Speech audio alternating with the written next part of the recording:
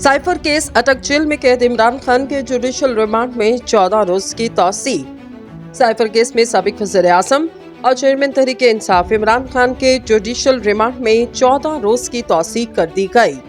Chairman PTI के खिलाफ cipher case की समाअत अटक जेल में हुई। साइफर केस की अटक जेल के अंदर समाअत का नोटिफिकेशन गुज़िश्ता रोज वज़ारत कानून ने जारी किया।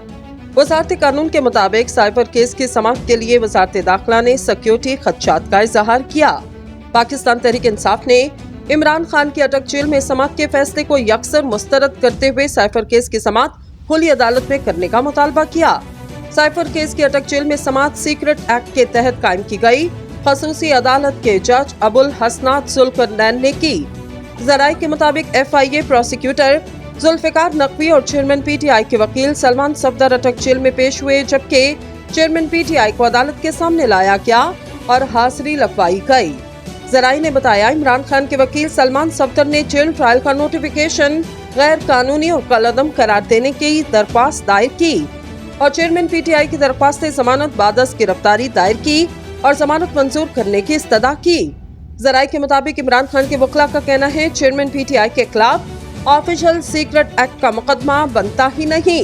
वकला ने कहा, चेयरमैन पीटीआई से सियासी इंतकाम के लिए साइफर केस बनाया क्या? ज़राए का कहना है कि अदालत ने चेयरमैन पीटीआई की दरख्वास्त जमानत बादस गिरफ्तारी पर फ्री कैन को नोटिस जारी करते हुए 2 सितंबर को जवाब तलब किया।